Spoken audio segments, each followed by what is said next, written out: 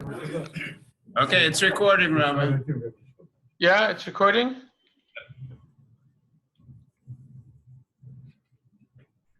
Just a second.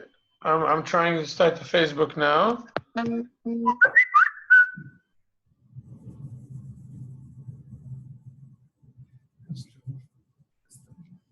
Okay, hi everyone. I'm just trying to go live on Facebook here also. I'm going to give it one more minute. If it doesn't work, then I forget about it. Okay, so Alex, we're recording? Yes. Okay, so first of all, I want to give everyone a big yashar koach. I'm just trying to go live. Just a second. Okay, here we go. 1 second, sir. I want to give everyone a big yashar koach that you came out in this very, very difficult weather. And I hope very much that you will feel that it's worth it. We have a very interesting class today. If I had to give it a title, I would call it, Did Chazal Believe in Gender Fluidity?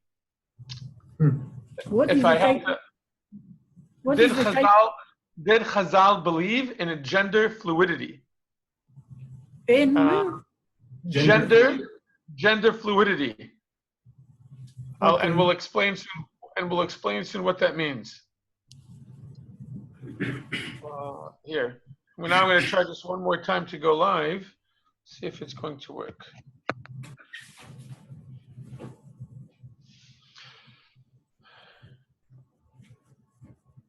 Okay. We are looking at Parashat Tazria Mitzorah. So if someone could please, we're looking at the very beginning of Parashat Tazria. Can you guys see me okay? Is the video okay? Yeah, fine. Tazria 608. Tazria Mitzorah. 608.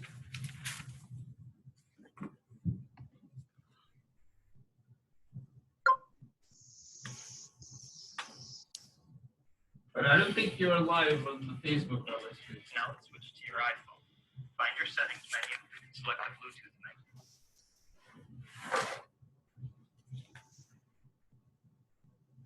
menu. Okay. Alex, can you see it on Facebook or no? Okay. Not yet, no.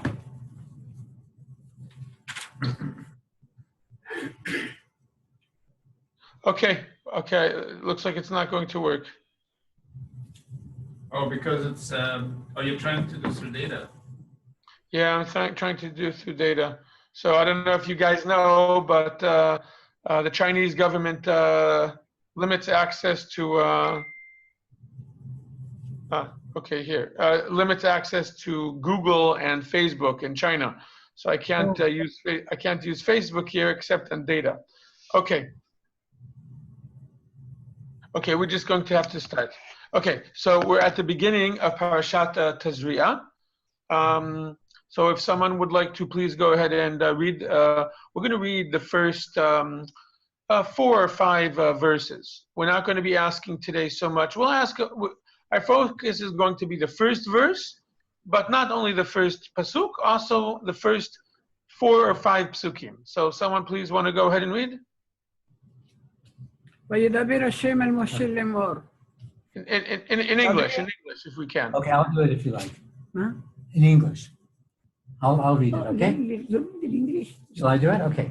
Hashem spoke to Moses, saying, Speak to the children of Israel, saying, When a woman conceives and gives birth to a male, she shall be... Bad translation. Oh, I thought you meant bad reading. Bad translation. Okay, fine. So sorry, when a woman conceives, we're going to do it in the literal, and because you just destroyed the whole Midrash, not you. Art Scroll. It's Rabbi Art Scroll, right? Yes, it's Rabbi Art Scroll's fault because in Hebrew it says Isha ki tazria v'yalda zachar, which literally translates into a woman when or if, what does it say there? When, if, how does it? When. When she Tazria, when she gives seed and bore and when she gives seed, Tazria is from the word of zera, which means seed. So when a woman gives seed and gives birth to a son, to a male, that's the first verse.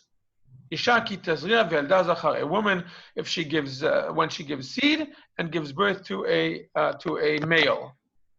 Okay. Now go ahead. What? We don't think of a woman giving seed. We think of a man giving seed. Okay, good. We'll get there. Okay, let's read the first 4 or 5 verses, and then we'll go back, and that's the first question you were going to ask. Okay, now go ahead and continue, please. I'm afraid to read anymore, but I will.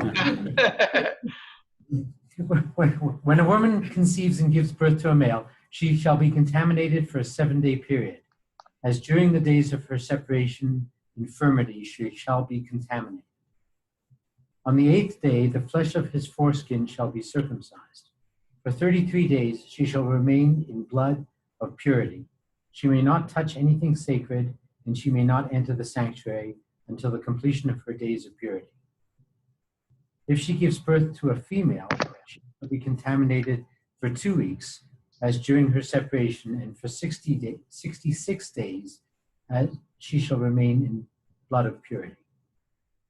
Upon the completion of the days of her purity, for a son or for a daughter, she shall bring a sheep within its first year for an elevation offering, and a young dove or turtle dove for a sin offering to the entrance of the tent of meeting to the Kohen. More? Okay, what's the next verse? Please remind me. How does it start? He shall offer it before Hashem and atone. No. Fine, that's it. Okay. For the time being, let's put aside. We're not going to discuss the pasuk about the Brit Milah, but on the 8th day his foreskin shall. We're not going to talk about that pasuk. For our purposes today, that doesn't interest us. Okay, questions. Our focus is the first verse, but we'll also take questions on the other verses, or maybe on the whole string of verses. Just to me, so Paul's question, right, was that we don't usually think of the woman as giving seed, as having seed. It's usually a word that we think of in the context of a man, as far as semen, seed. So why would it refer to the woman as giving seed and not the man? Or why not use a different word, a different term? It's a strange word to use in the context of a woman. So absolutely, and we'll see that this is the first Midrash we'll see today discusses this directly. Other questions? The other question would be, why are we impure when we conceive, when we give birth? Excellent question, which is we think usually of the concept of purity and impurity, and we've discussed this ourselves in this class at least 2 different years, that Tumah and Tahara have to do with synonymous with life and death, with vitality and the absence of life. So when a woman gives birth, what greater presence of life could there possibly be? She should be tahor. She should not be tameh. So why? Okay, excellent question. Regretfully, we're not going to be discussing it today. Not that specific question, but it is definitely a question that comes out of these verses. Yes, Oleg. Would you remember to talk about it in another time? Yeah, listen, I'll try at the end to say 1 or 2 sentences about that. I can even just say now one possible answer, which is although there's new life coming into the world, the mother herself, her life has been decreased. Until 5 minutes ago, we looked at this woman, and she was double alive. In her were two lives, 2 hearts, 2 souls. It was tremendous vitality and in her, and when she gives birth, although now there is a separate additional life in the world, she herself experiences the loss of life. She herself experiences the loss of vitality. She herself, her life is decreased. She's also in danger of dying. So that's one of the ways to understand why there's impurity. We have to remember, impurity does not mean sin. Impurity, it's not a prohibition. It means It's not contaminated. it is not, but the word contaminated is not a good word, is not a good translation of the word tameh. It is not a prohibition to become tameh. And it is not a mitzvah to become tahor. They're just states of being. They're not that have certain prohibitions connected to them, but it is not a bad thing to be tameh. When someone is tameh, they can't go to Beit HaMikdash. When a person is experiencing death, loss, then the understanding is that they have an inability or a difficulty to access holiness, but it is not a prohibition. Okay, with that, we have a lot to see, so we'll continue. Yes, Oleg. No, I just wanted to ask you, so on one hand it says that she shall be contaminated, and then it sort of says in a contradictory way, completion of her days of purity. Yes. Right. So what happens is there's a certain amount of days of impurity, and then after that day, until the end of the 33rd day, even if she experiences, she sees blood, she's not impure. She's pure no matter what. Okay. Somehow from 7 to 33, there's a period that's not contaminated. Exactly. Days that even if she experienced bleeding, which happens many times after giving birth, right? There's a lot of emissions, a lot of things. Those days between day 7 and 33 are days of purity, no matter what. Okay. So you're right. That is an interesting contradiction. It goes all the way from impurity right after the birth to the opposite extreme of purity no matter what. Okay, other questions? Yes. The struggle I have is if you look at how women have been treated, maybe poorly, like second class, shunned, hid behind curtains, this seems that God is actually encouraging that. And Ron, I'm so happy that I'm very happy that you came, because I wasn't sure if anyone was going to ask that question, and I know I could trust that you would. And that's the question. What is the question? And that is the question that I was looking for. So the question is, if I have to put it a lot more bluntly, that the Torah here sounds very, very chauvinistic, more so than even usual. The fact that it gives a completely different category almost, right? Meaning, if you give birth to a daughter, you are impure double the amount of time than if you give birth to a son. And regardless of what I said before, we associate impurity with in a negative. We associate impurity to negative connotation, and over here anyhow. Ron, am I being accurate, or is there more to it?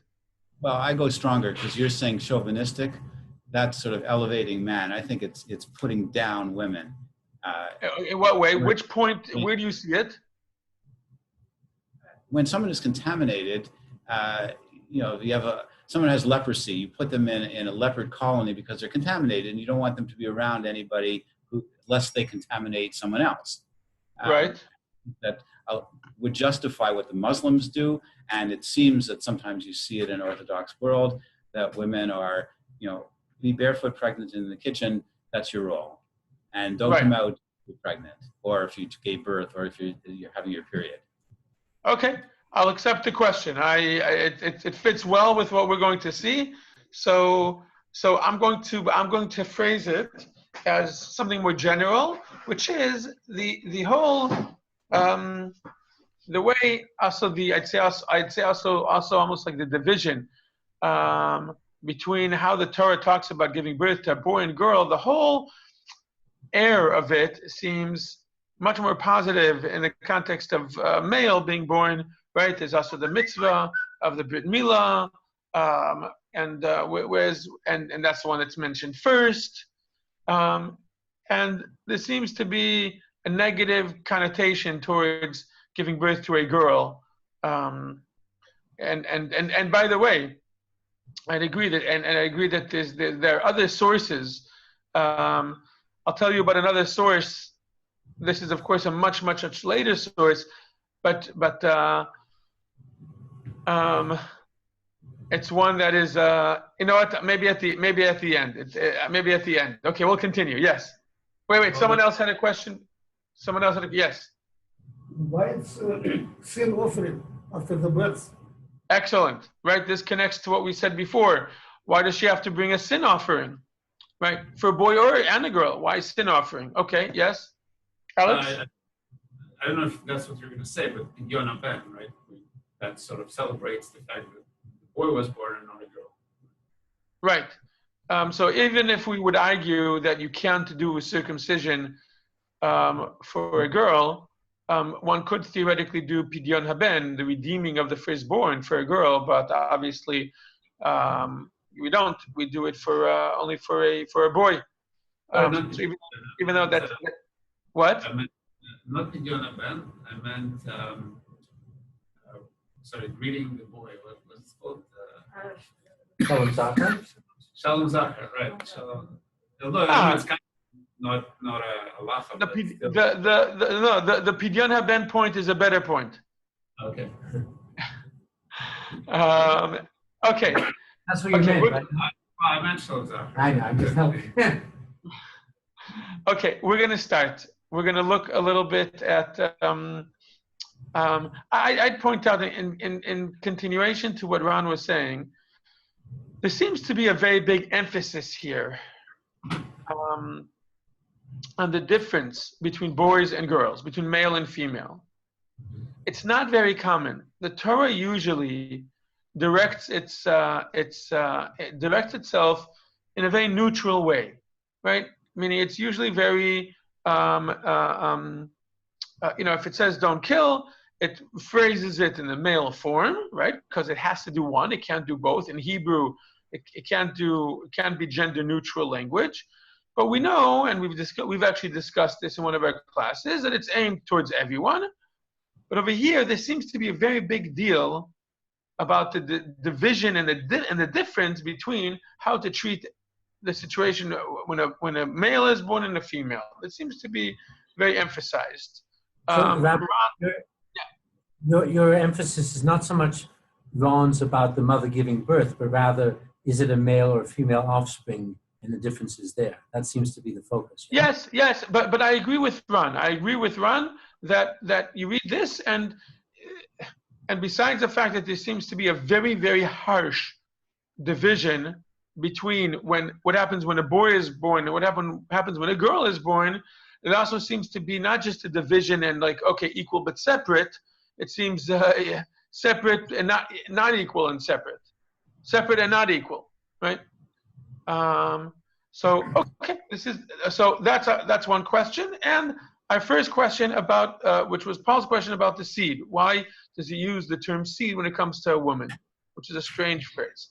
Okay, we're now going to look at the source sheet, and it's a very, very, very interesting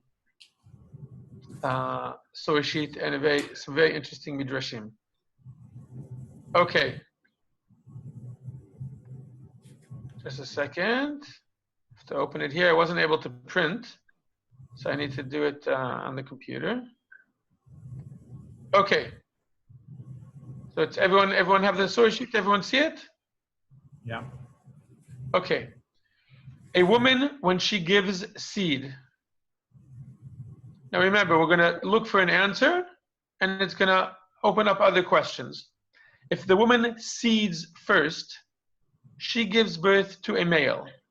if the man seeds first, she gives birth to a female. Rabbi Chia, son of Abba, said, the male is accredited to the woman and the female to the man. As it says in Bereshit chapter 22, Milcah too has borne sons to your brother Nachor, right? Milcah, the woman, has borne sons to your brother Nachor. Betuel, okay, a man, gave birth to Rivka, right? So it's showing here that when it talks about the women giving birth, it talks about sons being born. And when it talks about a male giving birth, it talks about a woman being born, a female being born. You guys see it? Mhm. Similarly, in Divrei Hayamim, she also bore Shaf, father of Madmana, Sheva, father of Machbeniah, and father of Gibeah. So she gave birth to two boys, right? Shaf, father of Madmana, okay, and then it goes on to say the daughter of Kalev was Achsa. So again, we see Can another you tell example. What does it mean? The male Wait, is wait, accredited wait. to the woman and the female. What is accredited? I'll get to it in a second. We see, the Midrash concludes, we see that the females are credited to the man and the males to the woman.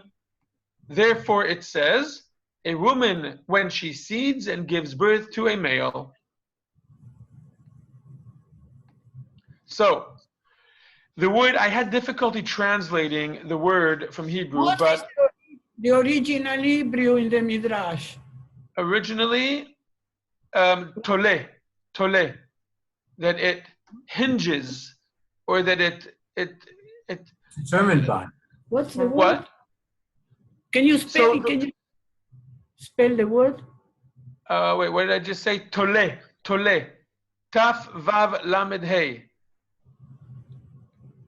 So, so what is it the Midrash? Let's do what we usually do. What is the Midrash saying? Okay, what Yes. is it? What is it explaining about the use of the word seed? Okay, it seems to be saying, it seems to be giving almost like a medical definition. Okay, and it says when a woman, okay, for lack of it, when a woman finishes first, okay, they understood that just like a man has a seed, their understanding, it seems to be that their understanding of biology was that a woman also produces something like seed. And it says when a woman gives seed first, then the biological outcome is a boy. And when a man seeds first, the biological outcome is a woman, is a female. Do you confirm this principle by your experience? So, No, absolutely not. This is absolutely. It's not real science. This is absolutely not accurate. it is science. It is science. Absolutely not. Why is it not science? If this midrash is attempting to be a medical statement, then it is absolutely 100% incorrect. It is interesting that it talks about the man having. We know today that it is the man who contributes more to the sex of the baby than the woman. But we understand today that the man is responsible for whether it's a boy or a girl. But so if this is an attempt to give a description of a medical description, it's 100% incorrect. Yes, Paul, you wanted to say something? I just want to ask a question about the translation of verse 5. Because in English, in the Art Scroll, it says, if she gives birth to a female. What does it translate to in Hebrew? Because it should say, if he gives birth to a female. Very good. You're right. In Hebrew, the phrase is im nekeva teled. which the word teled could be talking about a female or male. And the Midrash, which I didn't bring, understands it in this same Midrash, understands it, but I didn't bring it because it doesn't translate to English. The Midrash over here, one of the proofs that it brings to this switching male to female, female to male, is that verse 5, saying, you see, this verse, that if a female is born, is written in the male form. But it doesn't work in English, so I took it out. It doesn't work in English, but very good. It's consistent, though.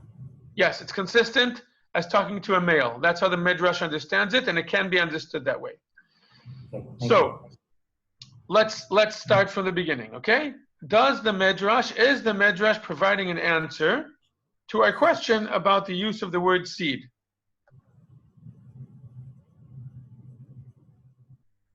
Yes, it is. I presume it was the understanding they had at the time. So it explains why seed is used, because it's a determiner of the gender. Okay. So so it gives an answer. Are we happy with the answer? Not in the 21st century. Not in the 21st century. So what do we do when we're not happy because we're in the 21st century? We're not happy with the answer. You're saying if we were in the 18th century, we'd be very happy. Right, Alex? You're saying if we were in the 18th century, we'd be very happy. Maybe.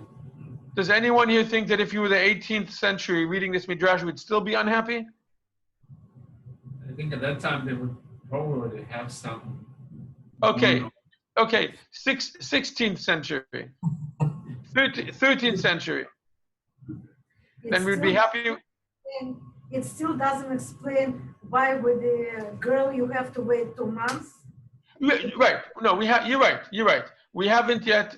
This Midrash does not yet talk about in any way about the difference between male and female, but it does. Because this Midrash is on the first verse. Okay, and the first verse still does not have anything about the difference in days. So I might just ask, even if you took this as given, what would you learn from it? What would that? Excellent. I'll get back to that in a second. Yes, go ahead. Is it related to chromosome, X and Y? Yes, that's what we know today. It has to do with a chromosome, but that distinction is made by the man. So I'm going to go back. Yes, Oleg. It actually gives an interesting perspective. It's opposite of chauvinism then, because then men want to have boys as offsprings, and basically it says it hinges upon the woman to bear a son. So excellent. To make her happy to get a son. Excellent. We would think that, so we have two options. Option one is that Chazal actually thought that this was the medical truth, and they were just wrong, and that's it. But considering the fact, I don't think that even in the 12th century I'd be happy with this Midrash, because how could they possibly know this?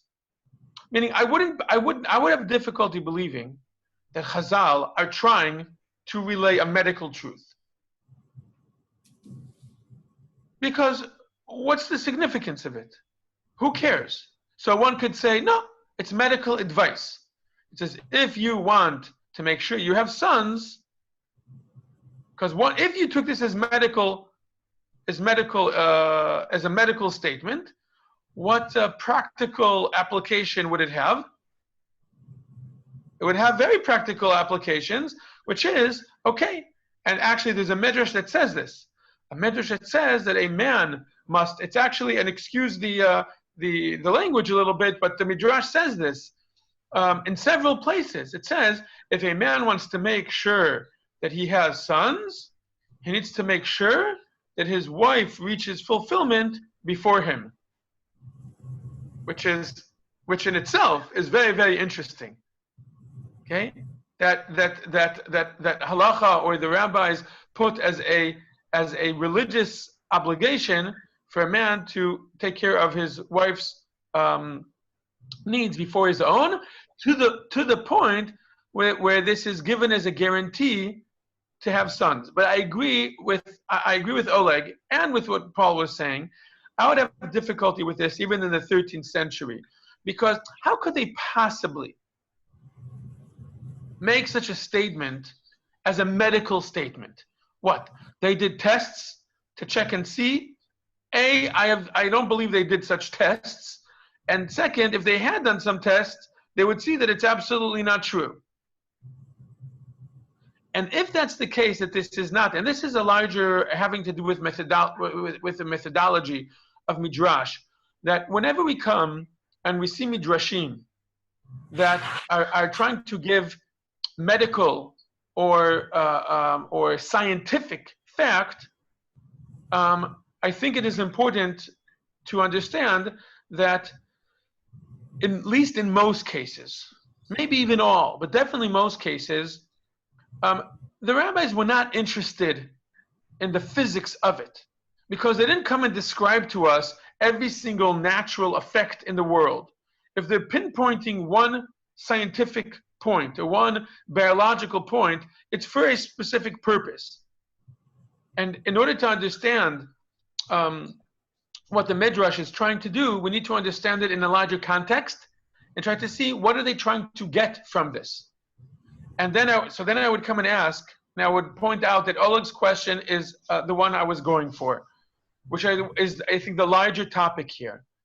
Why would the Midrash come and say a man who is responsible for boys being born? Women. Your wife is the one who's in charge of the boys being born. You, the man, you give birth to girls. Your wife is the one who gives birth to boys. She's accredited with the boys being born. You're accredited with the girls. This seems so much the opposite of what we would think in a traditional worldview, where the father has sons, the mother has daughters, right? The daughters are the daughters of her mother. The sons are the sons of the father, because sons is something, right? Because sons is and in a traditional society, this Chazal's statement here is very opposite, very much almost I'd say emasculating. But it says the woman gives seed and has a male, but it's the man who's supposed to give the seed and have a male, not the woman. So either Chazal were convinced of this as a absolute medical truth and we're just completely wrong, or there's a lot more going on here. Or yes, what? Ron. More going on. What? More going on. But they would have had evidence, clear evidence. The idea that a woman would be raped could never have a son out of that, according to this. And there would have had to have been some rape situations where a boy was born. They would know that the woman came forward and said, look, this person on the stranger, whatever, they were raped. But a boy came out of that. I'm sure you're right. Of course you're right. And therefore? Therefore, it doesn't hold. If you have one example where it wasn't true, it's not true. You can't make that statement. And as you said, I'm sure there was a lot more than one example of that. We have to remember that the Midrash is being written in the generations after the Roman conquest of Israel. So during the Roman conquest of Israel, I'm sure for sure. There's not maybe. There were many examples of what you just mentioned. Okay, so Ron, you are strengthening what I'm saying, that there must be something more going on here. Okay, we're now ready for the second Midrash. Don't worry, we'll very soon see a very interesting pattern here. I have great expectation to understand what is going on here. I do Me not too. understand what the word accredited means. I don't know what this is coming to show us. How is this making us wiser and stronger as humans? What? Okay, so let's go. Let's continue. It's only going to get stranger. Hmm. Okay, everyone ready? We're going to the next source. A woman, when she gives seed, that's what is written. Okay, this is a verse from Proverbs. And we saw that a lot of times the Midrash, in order to explain a verse in one place, will quote a verse in a different place and give explanation to a different verse in an attempt to explain a verse by us. So that's what it's doing here. A woman, when she gives a seed, that's what is written. You have created me. Sorry, a woman, when she gives seed and gives birth to a son, to a male. Okay, that's what it's talking about. That the woman is accredited with the male, which seems strange. This confusion. That's what is written. You have created me behind and front. Said Rav Shmuel bar Nachman. Okay, the verse over there says, it's from Tehillim. Okay, it's from Psalms. And the verse over there says, you have created me behind and front. And now the Midrash is going to explain what does that mean that man was created behind and front. Said Rav Shmuel bar Nachman, when the Holy One, blessed be He, created the first man, he created him as an androgynous being. Resh Lakish said, when it was created, and it, meaning the first man, Adam HaRishon, dual faces were created, and it was cut, and two were made. One back was male, one back was female. Okay, hopefully this is as strange for you guys as it is for me.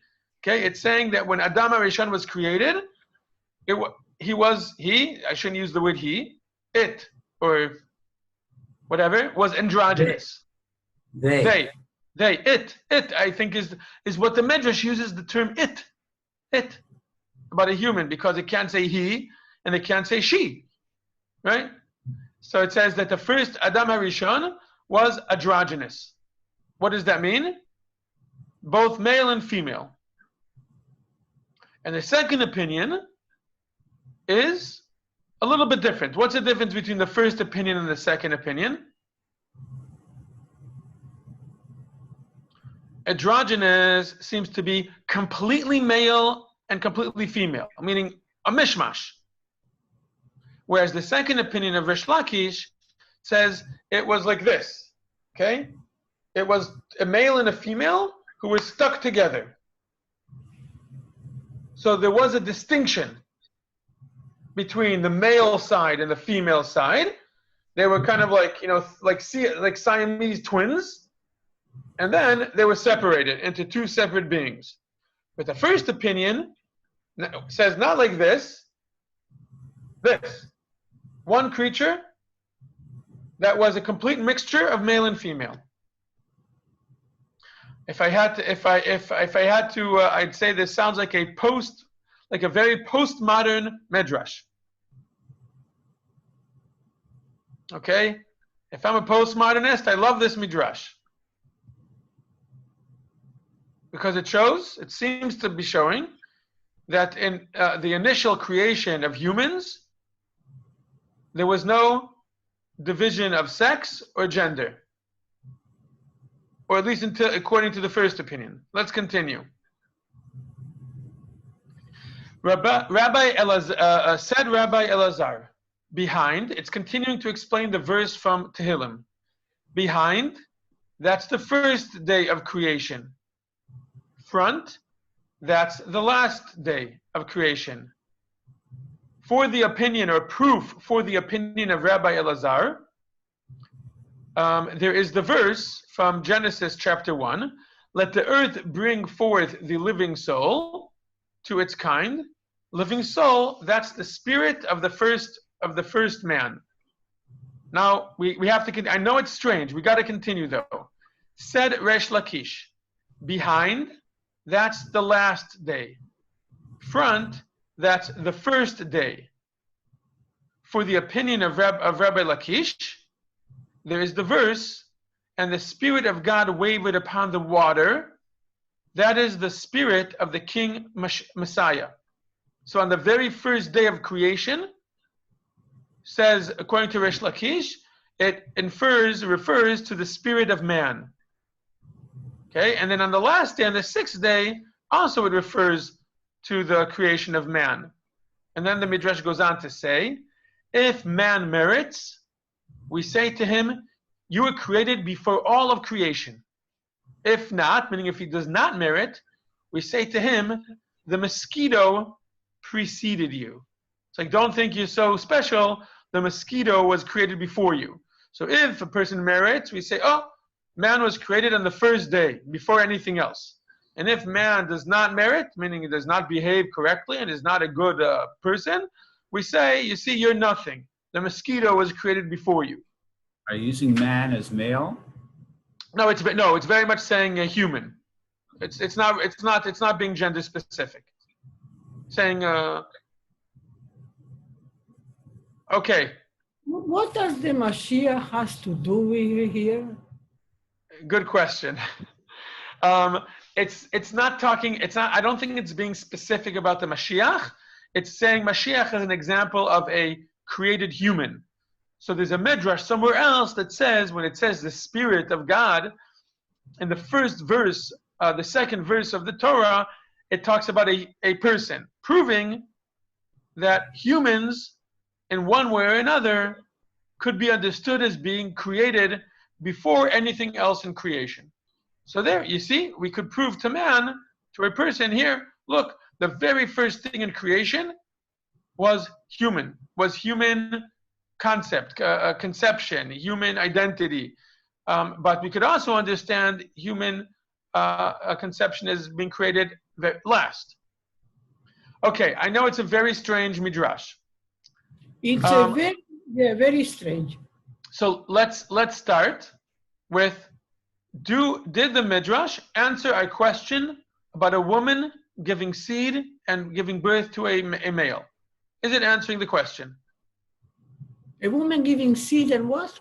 And seeding and giving birth to a male. Does it give an answer? Right, this midrash starts off quoting our verse and then bringing the two explanations of the first human, how it was an androgynous being, or one being that had two sides, two distinct male and female sides.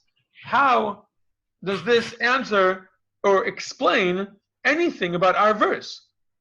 The Midrash understands this as relating to our verse. How? It's lost on me. Anyone? I think it's because it was strange for the Midrash to accredit the woman with giving birth to a male. And then this Midrash, can you guys hear me and see me okay? Yeah. Yeah. Okay. Just 1 second.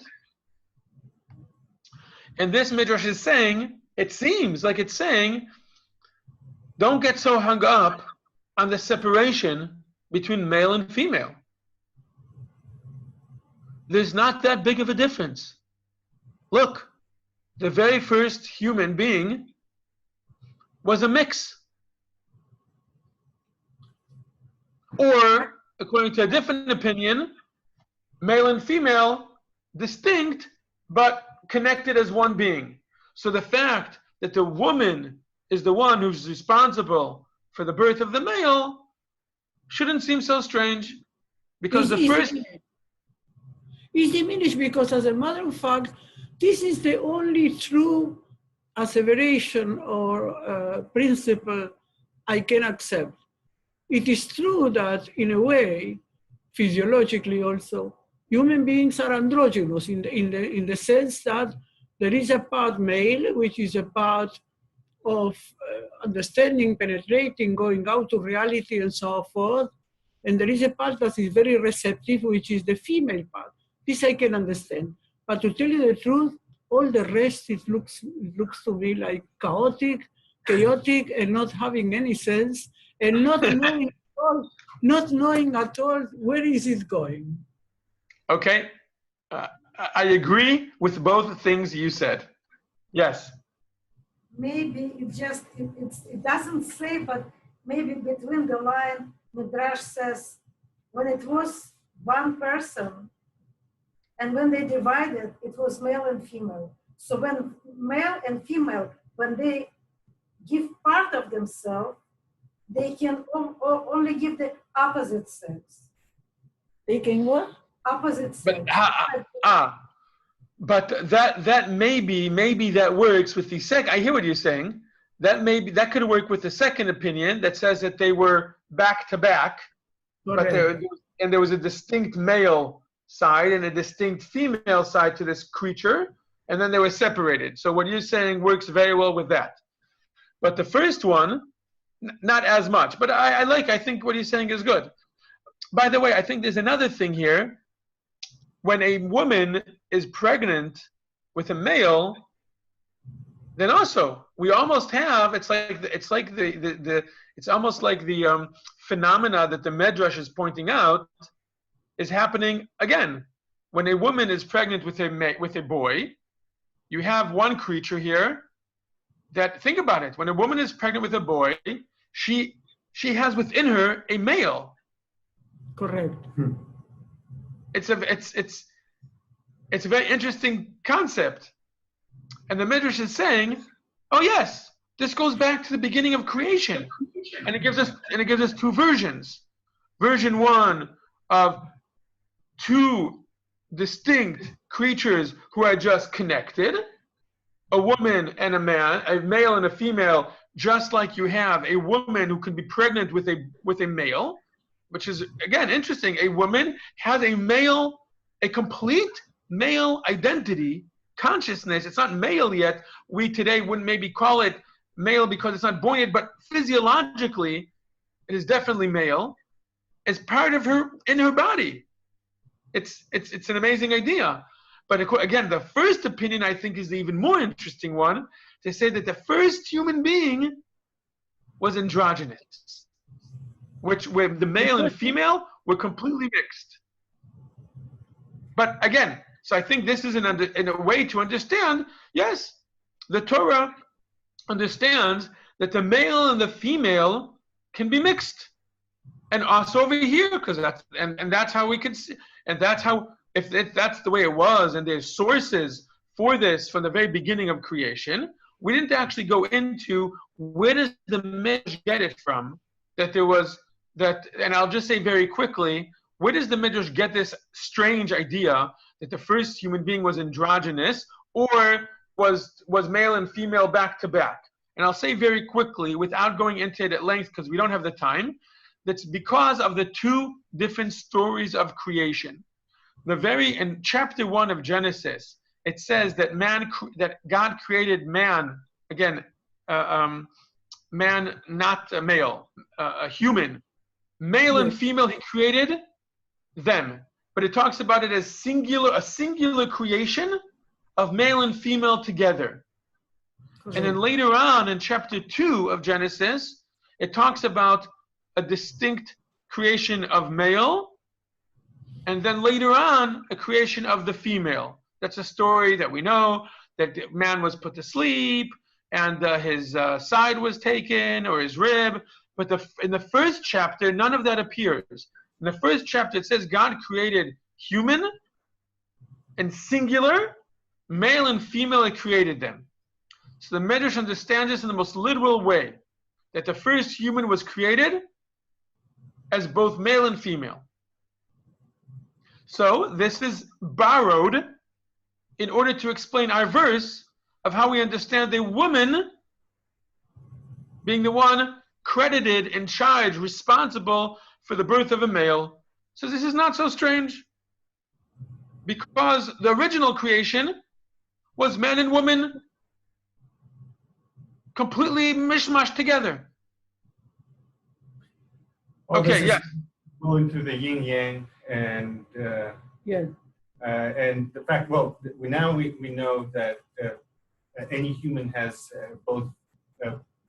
both characteristics, and depending on the imbalance in hormonal disbalance, or you could get certain features more pronounced than the others, and obviously there are kids born with both sexes. But essentially that's all good. But what's the point? Like, what are they trying to say? Yeah, I think there is a point here. I think the point is maybe saying that, well, homosexuals will be very happy with that midrash.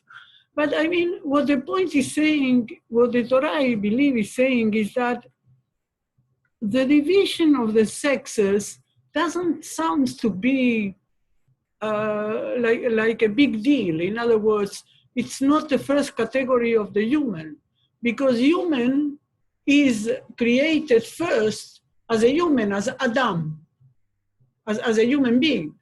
Right. And only subsequently, later, they were divided. Right. So it is in a way diminishing. I like what you said, but finally, when a woman produces seed, she has a male in her body. So this is interesting. So what the Torah is in a way saying is that maybe the differences are not that constraining or that important. You know what I mean? Right. So I don't know what they mean. If we were to stop the class now, then everyone here would be sure that I'm claiming that this midrash is maybe the most progressive text ever, one of the most progressive texts ever written, right? Correct. You go home and say, Rabbi Spitz taught us, or showed us a midrash from which we learn that Judaism and Orthodoxy believes in gender fluidity. Believes what? In gender fluidity. That there's no real difference, no real biological difference between male and female. Rather, there's a spectrum, or like Oleg said, although Oleg was being very traditional. You were saying that it's all dependent on biology. So, but if you were a postmodernist, you'd say it's not about biology, it's about social constructs, and it's about upbringing, and it's about culture. It's okay, Oleg. I don't believe in that. But we all here just made a big assumption. We made, and Batya, what you said that if you are pro, gay rights, then you would be very happy with what we just said. But we all make, before we see the third midrash, this is, I think, a crucial point when it comes to talking about these types of issues. We all just made an assumption that by the mere fact that the Midrash seems to recognize the existence of variety, that automatically translates into, and therefore they should have equal rights, they should have equal this, or therefore they shouldn't be criticized, and therefore they should be allowed to do X, Y, and Z. Because so often the discussion about these things revolves around, is there even such a thing as a homosexual? Is there such a thing as a transgender? Or is this an anomaly that is a perverse behavior? So often the argument from an Orthodox perspective, usually when this is discussed, it's discussed as, this is unnatural, and because it's unnatural, we as a society don't need to give it any type of consideration. But the battle that so often is fought is, you are choosing to behave in a way that is unnatural, and therefore, the onus is on you because there's something wrong with you. And the onus is not on me, on society, to be considerate or to change my behavior.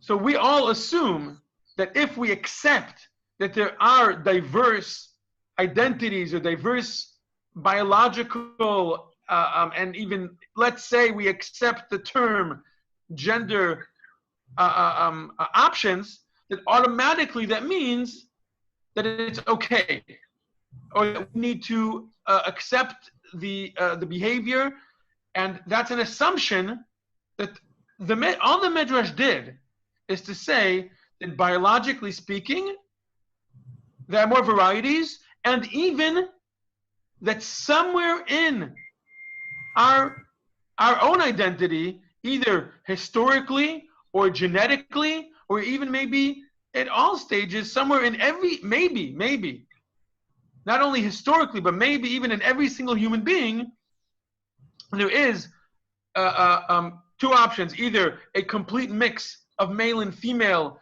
in different variations, or even two distinct sides, right? There's the male side, everyone has a male side, everyone has a female side, they're distinct, and in some people the male side is more dominant and the female side is less, and sometimes it's the opposite, okay? But the first opinion is even more eccentric, which comes and says it's not even distinct, it's completely fluid.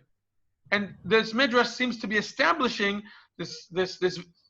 Okay, now we're ready for the third Midrash. Okay, the third Midrash in my mind is the most interesting one, and definitely the most important one that will bring us back to a slightly less progressive orientation, but I think a very, very important lesson. So here we go, the third Midrash. This is based on verse, I think it's 4, where it talks about the sacrifice that the mother brings. So Paul, what verse is that? Verse 4? Verse 5? 6. Verse 6. So at the end of the verse, it says, and a young pigeon or a turtle dove as a sin offering. So the Midrash asks a question that I would in a million years not think of asking. It says the following: turtle doves precede young pigeons in all other places, meaning everywhere else in the Torah where it refers to these animals as a sacrifice, it always says turtle doves and young pigeons. That is the order everywhere except by us. In Vayikra. Yes, says the Midrash. I might think that this is so because they are preferred to them. We would think that turtle doves are preferred to young pigeons, and that's why everywhere in the Torah, turtle doves are if a person, man, woman, needs to bring a sin offering, okay, and can't bring the larger animals, they're poor, so they can also bring a turtle dove or a pigeon.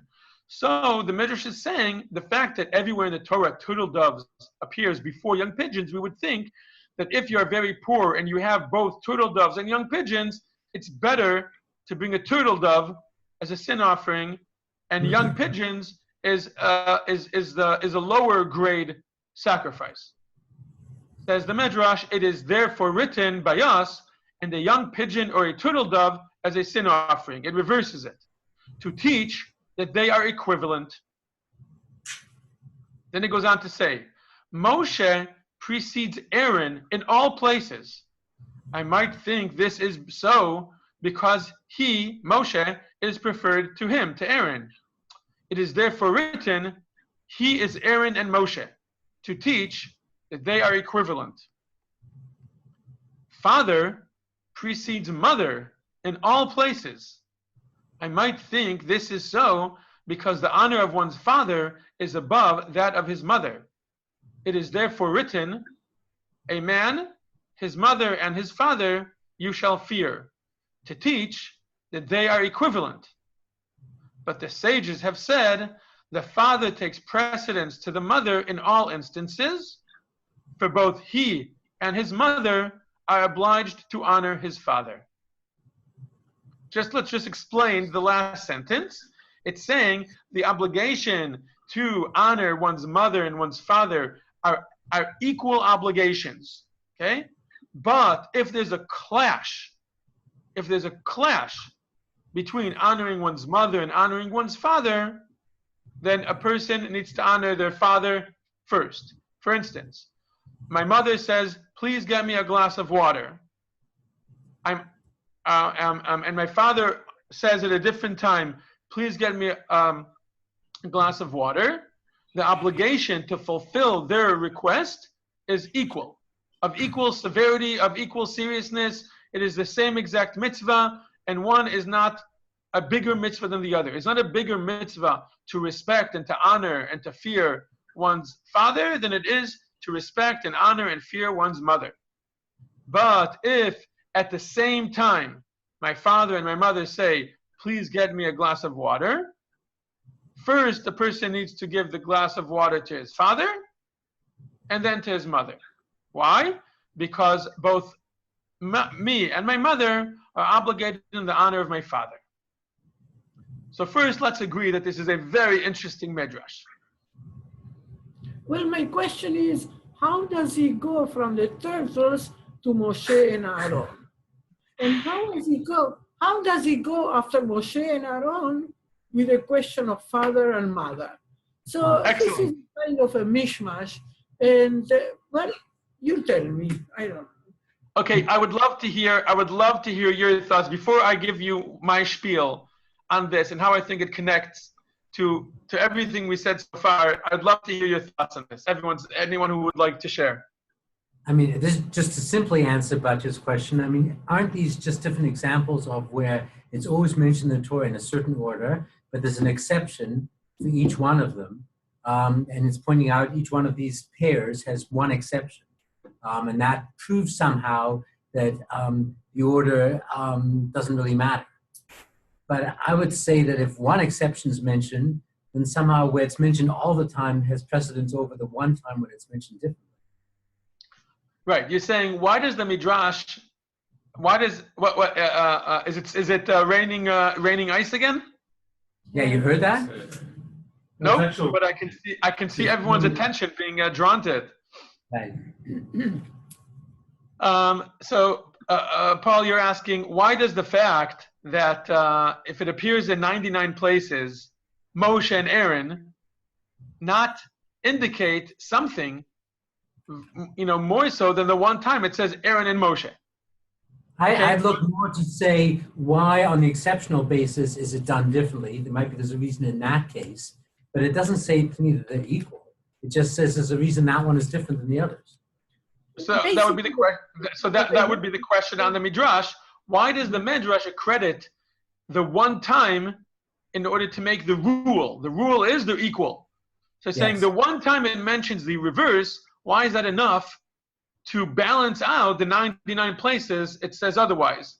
Where obviously some type of precedence is given to Moshe.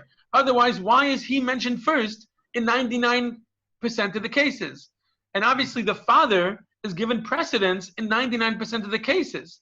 Correct. So why does this is a scientific approach. That's the fact that a theory holds. Every theory holds until you find a single proof that it doesn't work, and the single proof is enough to dispel the theory, and so that you can have 99 cases where there's a certain order, but then there's the one case that order is reversed. But it's interesting that following the same logic, then you would say going back to the who gives seed doesn't really matter, because the fact that it's written and it says who is first and it's male, then basically it says doesn't really matter, because there you go.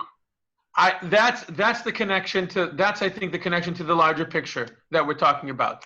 because it's interesting. It starts from turtle doves, goes to animals, right? Very, very parv. Well, it's kind of fleshig, but very parv from a political standpoint. Then it goes to Moshe and Aaron, and then it goes to father and mother. Father and mother is already getting very, for lack of a better word, it's getting very political. Okay, not as parv as Moshe and Aaron, two brothers.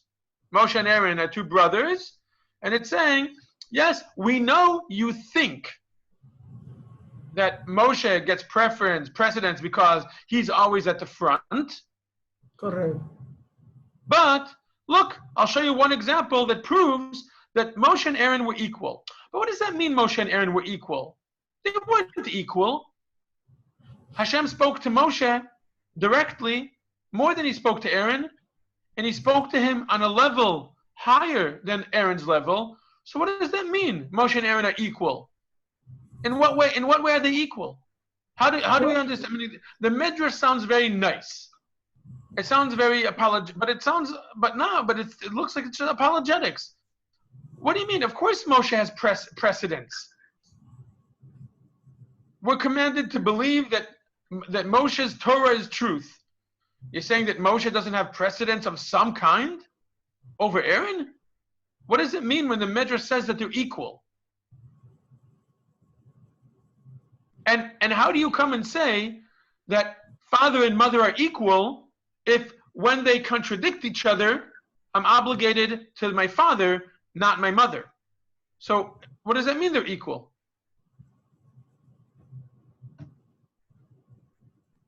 Rabbi, this is saying something extremely serious. I believe it's saying the following. The Torah is true. The Rabbanim are true. Everything we learn here is true. But we have to be able to find our own truth inside. Meaning the Torah is finally created by human beings, male or female or whatever, humans. Sometimes it says what is clear, sometimes it is not so clear because humans are fallible, are human beings only. So what I'm saying is that faith and our own understanding is what counts, and our own, especially our own work, our task as humans. Okay. I hear that, but I want to try to take it in a different direction. Yes. I think those Midrashim, very, very progressive, extremely progressive, in the point that Torah is everything about social justice, social between castes, between Kohanim, Levitim, male, female, and this is what shows us that don't think that woman, because at this time, when the Torah was written, a man has to take two women because to marry, so she is not going to be by herself, to look after somebody. So they used to look at us like something that we need protection, that we are something not so important. And here comes Midrash and says that's not true. Actually, she can give birth. Wait, you're getting cut off. Can you hear and see me? Yes. Okay, good. Sorry, continue. This Midrash says that this woman, it depends on her if she's going to be a male. And if you want to be a male son, you have to be nice to this woman. Yes. On that point, I think the Midrash is very much trying to I agree on that point. But I want to say, I want to point out, yes, Ron. But then it undermines it all. I mean, it's being politically correct until the final sentence. And it says, forget what I said. The father takes precedence of the mother in all instances. For both he and the mother are obligated to honor the father. So forget what I said. You're right. What is the Midrash doing? It's such a beautiful Midrash. Can't we just erase the last sentence? It's such a beautiful midrash. It fits well, so well in with our modern or even postmodern sensitivities. So why did that last sentence have to come and ruin it all? And I think this is where my progressiveness ends, okay? That sentence comes and seems to say, like I said, the midrash sounds beautiful, but the truth is, the midrash is bogus. Because, like I said before, what do you mean? You expect us to actually accept that just because that one verse, that the Torah actually treats and relates to Moshe and Aaron equally? The Torah talks about Moshe as being the most humble person who ever lived. Hashem talks about the fact that Moshe is the greatest prophet that ever lived, and how all the other prophets can't reach his level, right? I speak to Moshe mouth to mouth, whereas all the other prophets, b'chalom adaber bo, I speak to them in dreams. So what does the Midrash mean when it says Moshe and Aaron are equal? Who is it trying to fool? Living in la what we're trying to make us? It's selling us. It's not. It's nonsense. It's not true. That Moshe and Aaron are equal. Moshe is Moshe. Aaron is Aaron. And like you say, Ron, the father and the mother are equal. Well, except when they're against each other, and then the father is more than the mother. So, what value is it to the statement that father and mother are equal? So I think, and this is something that still requires some thought. It's not a complete idea, but I think what the Midrash here is doing, it's saying that on a, almost I'd say like a theological level, or almost as if like in God's eyes, so to say, who wrote the Torah, everyone's equal. Everyone is seen as having the same value. And excuse the phrase, but in the eyes of God, so to say. It says, but when it comes to practical life, to the building of society, to the functioning of the family, over there, on a practical level, you can't have everyone equal. It doesn't work. It's not real. At the end of the day, in order for things to function, there needs to be precedence. Something, someone, some people, there needs to be something.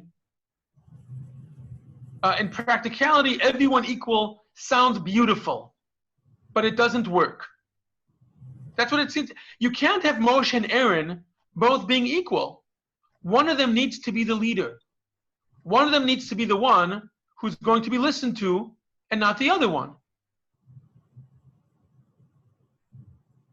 It can't work. So, and at the end of the day, the Midrash comes and says, yes, father and mother are equal on a theoretical level. And there is a fundamental approach to our father and mother needs to be that we feel equally towards them. And just because our father may be the more dominant one in the traditional family, the father, or in, well, most of humanity throughout most of history, the father might be the more dominant one in certain things. No, 1 second. What? We can't hear you. Can you hear me? No, can you see? I can see and hear you. But we can't Rabbi hear you. I speaks. can't hear. You can't hear me? Can you hear Okay. you? I can hear you. Oh, the He said- speaker. Maybe the speaker. What? Can you hear me? Can you hear me? You can hear us. We I can't can hear you. Oh, that's not good. What about just using the regular speaker from the disconnect that speaker and just work off and see if it works. Won't be as loud, but we'll know if it's working.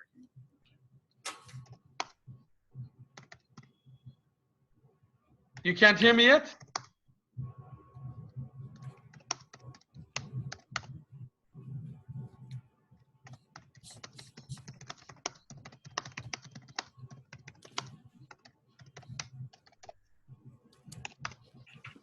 Can you see, can you hear us?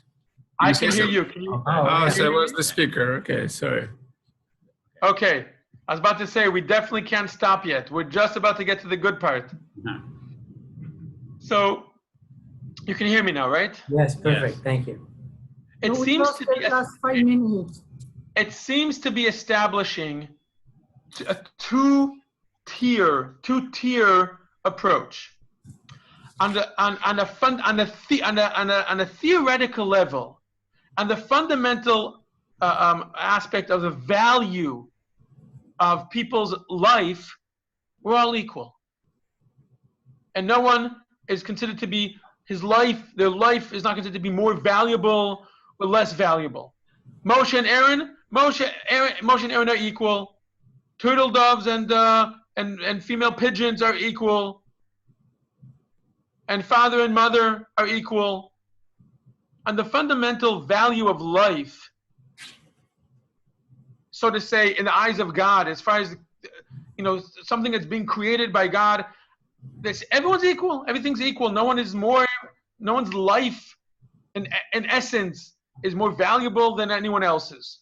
Everyone's equal. But on the practical level of how society functions, over there in creating the order of society, I don't know, maybe the order of society in general, or maybe it's enough just to say the order of Jewish society. I don't know. I don't know if these need to necessarily be universal concepts or not. It could be argued. There definitely are different levels. Moshe is the ultimate leader, and Aaron is not. No, Aaron is number 2. And it's very clear. And that's why 99% of the time, Moshe does appear first. One time appears to tell us there is a level in which Moshe is not more than Aaron. On what level is that? The Midrash doesn't say, but I think it's the fact they're both created, they both have roles in this world, they both, etc., are created by God, etc. But this is what I'm saying. And again, it's important for me to say a disclaimer. This is not what the Midrash is saying. But I don't see how you don't get to this conclusion from the Midrash. The mere fact that we understand on a theological level, or even like on a creationist level, that all humans are created equal, or all humans are created in the image of God, or whatever you want to call it, doesn't mean that in the way society functions, that translates into everyone can do what they want, or everyone needs to be accepted no matter what. Because look, father and mother, the Midrash says they're equal. But in the practicality of life, the father gets precedence over the mother. The Midrash doesn't, wait. The Midrash doesn't explain to us why. The Midrash doesn't explain to us if it's about the ability of the family to function, or that's one possibility. I think it's more than that. I can't prove this. I think the focus of the Midrash on the obligation, right? Because both you and your mother are obligated to honor him. It comes and says, this world that we actually live in is a world, and again, this is more me talking than the Midrash now. But I think this is what I get from the Midrash.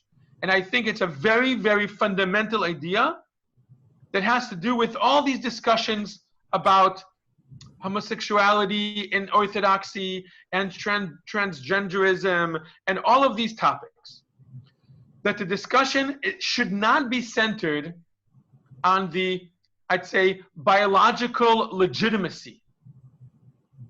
The Torah and the Midrash and Halacha have no problem recognizing that there is a larger variety of sexes out there. I won't use the word gender because I don't think that Halacha recognizes the term gender, but there is a variety of sexes out there, and it's not just 100% binary. So the Halacha, the Torah, and definitely the Midrash and Halacha accept those as biological realities. But it comes and says, just because I accept it as a biological reality doesn't mean that I necessarily have to accept it completely as far as how it affects the society. And this is the bottom line. Yes, mother and father are equal on a theological or on the level of the value of life. But practically in society, for whatever reason, the father gets precedence over the mother. I think it has to do with obligation. That at the end of the day, we understand, and I'm coming to my real bottom line, we understand that we live lives of obligation. We do not believe, I do not think that halacha has the understanding of the concept of rights. Of that just because you are alive, you have the right to X. No. We live in a world of obligations. That's a committed Jew lives in a world of obligations. You do not have rights. You have obligations. I have an obligation towards my mother, and I have an obligation towards my father. I do not have the right to serve them. I have an obligation to serve them. I do not have the right to rest. I have an obligation to feed and clothe my mother and father because I do not have the right to my private time when my father and mother need a drink of water. I have an obligation to give to them equally. But my mother also has an obligation towards my father. My father also has obligation towards my mother, but right now it's not discussing those. And it comes and says, just because you are who you are, and your life is very valuable, does not automatically mean you deserve anything.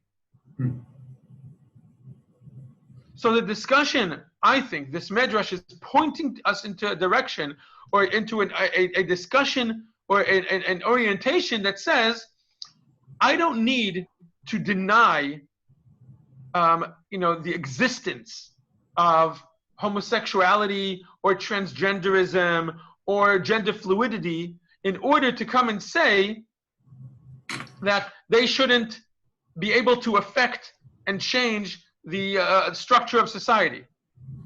Because just because you are who you are doesn't mean you have the right to marry, adopt, or a million other things. Just because you exist, I don't need to deny you exist. There are other ideals and morals that, at least from a Torah perspective, that create for us the structure of what society needs to look like. And it doesn't come from the inherent rights that human beings have. All human beings are equal as creations. But when it comes to creating society, we follow a different law, not the law of nature. It is not the law of nature that dictates to us how to construct our society. There are other ideals, morals, observances that dictate for us what society needs to look like. They are not a 100% consequence of biological imperatives. There, in many, many ways, halacha has us not follow our biological instincts in order to build what Torah understands to be a more moral and a more ideal and a holy society. So we do not need to deny a person's right to exist in order to come and say this is not acceptable in our society. It doesn't mean we go and we run them out of town. But the way in which we structure Torah understands we construct society, and I don't, whether this is a universal concept or just for Jewish society, I don't know.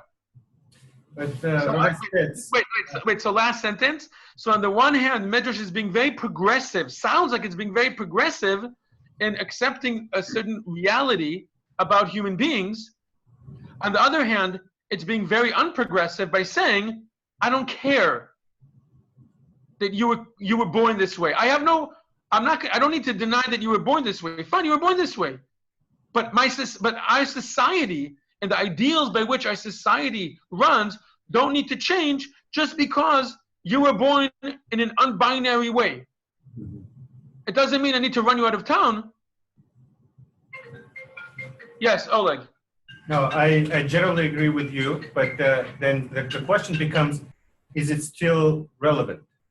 Because if we go back and whether this social construct that Torah is presenting is still relevant, there is an obligation for a man that goes on a sea voyage to take a second wife if his voyage is of X days or more, so that he has wives on both sides of the sea. Right. So it's not the right. He must take a second wife because he's away from home for I don't remember for how many days. So, but at the same time, we live in a society where we no longer have multiple wives, and it's not socially acceptable anymore. And in general, the world benefited from this from a family that has only two people. So is it still relevant? And should we be going to the social construct presented in the Torah as a blueprint and how the society should be organized? Or should we say, okay, this was relevant at that time, but now we know that the world can work better in a different. I have another question, and you can maybe answer both. Yes. Now we see it is accepted in different societies, as you said, and in ours first, that the mother should be honored, but the mother and the child should honor the father first. Right. Yeah, because the father has an ego. So now, the father has an ego, and you have to respect that ego. And the father. I agree that the father. I agree that the father has an ego. I'm not finished. But no, the father has a strength that you don't have, and he has an ego. So now we are looking around, and the masculine society, which is the one that leads the world, is destroying the earth, destroying the waters, destroying the air, destroying everything they can. So women say now, look what men are doing. So the time is coming that society should become a matriarchat, because women are able to preserve, to conserve, to respect, not to destroy, not to be violent, and so on and so forth. So you tell me now. So I will try to answer both questions at once.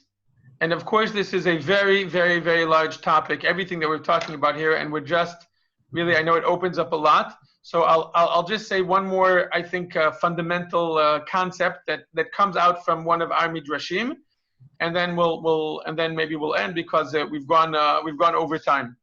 Although I'm not in a hurry to go anywhere. My day is just about to start. If we go back to the second Midrash, the one that talks about the initial creation of Adam Harishon, of the first human being. And both approaches, both opinions, even though they disagree, and it's an interesting discussion to have, what is the difference between those two opinions, the androgynous opinion and the opinion that says they were distinct but just connected, like Siamese twins? Either way, I think the answer to both questions, it's more to Batya's question, but I think it relates a little bit to Oleg's as well. That the Torah initially presents to us male and female as one complete unit, whichever opinion you go with. And it seems to understand that man on his own and woman on their own is only a partial human being. It seems to be trying to say, when God created, if you look in the first story of creation in chapter 1, that man never existed in this world according to the story as it's presented as a creation story. I'm not talking about the anthropology here, or biology. I'm talking about the way in which the Torah presents the creation of human beings, male and female. Male and female. Can you hear me? Mhm. Yep. Okay. Male and female are never exist on their own. They are created as a single unit that afterwards gets separated. Again, and we should not get hung up on whether this is a scientific description or not. You know, we've spoken about this many times. The Midrash doesn't care about science, and Torah doesn't care about science. For that, we have brains. It's trying to create for us, when we first initially meet, on the most fundamental level, human beings is a male-female organism.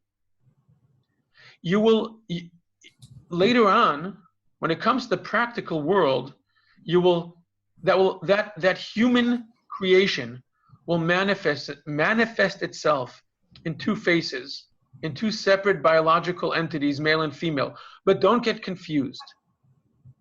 A male on their own is not a complete human, and a female on their own is not a complete human. In the very first moment of creation, Hashem is speaking to a male-female entity. So I'm going here just a second to what Batya was talking about. We have been brainwashed. Today was the anniversary of Simone de Beauvoir's death. Okay, we have been brainwashed for a very, very long time to view society as all about power. Men have the power, women do not have the power. And we have been brainwashed, and we're brainwashed with it day and night, that society, not just about men and women, about, this is not just about male and female.